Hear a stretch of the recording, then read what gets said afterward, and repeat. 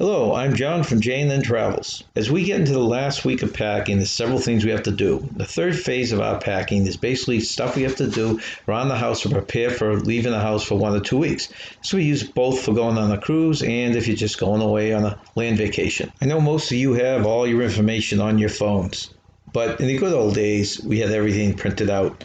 So I like to have a copy of all the important documents that we need for our vacation or something that we need reference to printed out as a backup copy. I know you all have GPSs and other ways to find your way around, but I still like to print out the good old instructions. So I print those out as a backup. You never know if you're going to come to a spot where you're not going to be able to pick up a signal on your cell phone. One thing to do is make sure you notify your credit card companies. At the beginning of traveling, I did not do this. Let them know where you're going to go and where you're going to be. That way, if suddenly when you're getting gas in a far off state, they don't turn your credit card off because they think someone stole it. Also, we have to book our hotels. That can be done right up at the last minute, but make sure if your hotel's all booked and make sure you have paperwork to show it so you don't run into a problem there. We like to bring a little cash with us. About 90% of the stuff we do is done with credit card or our cruise cards, but we like to have cash for different tips and different things that don't take credit cards. I hate coming home and finding the bill sitting on the table that was not paid. So I make sure I get up to date with all my bills, pay them all off.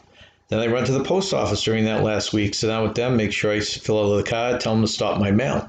You usually have two options. One is you can just pick it up when the first day you come back, or you can have them drop it all off on that first day you're going to come back. So I usually go down and pick it up myself. This is especially important during the colder weather. Go downstairs, make sure you shut off all your faucets, make sure you shut off your water. Don't want water or pipes freezing and coming home to a flood. Happened to me during one winter. You may leave on a nice day and want the house to be nice and fresh with the air from the outside. But make sure you go around, shut all your windows. You don't want rainstorms, pouring rain, or other things to be coming through your windows while you're gone. I walk around the house, upstairs, downstairs, down the basement, and make sure I've unplugged anything that needs to be unplugged. Don't want to leave a toaster oven or a microwave or a coffee maker plugged in while you're gone away. Easy way to cause a fire. Another thing you want to do is make sure you take care of your plants. Even if you're going to have someone come over and water your plants, it doesn't hurt to water them, soak them before you leave. That way they'll be fresh and still alive when you get home. The other thing we like to do is you never know if you're going to come back and there's going to be snow on the ground, especially where we live.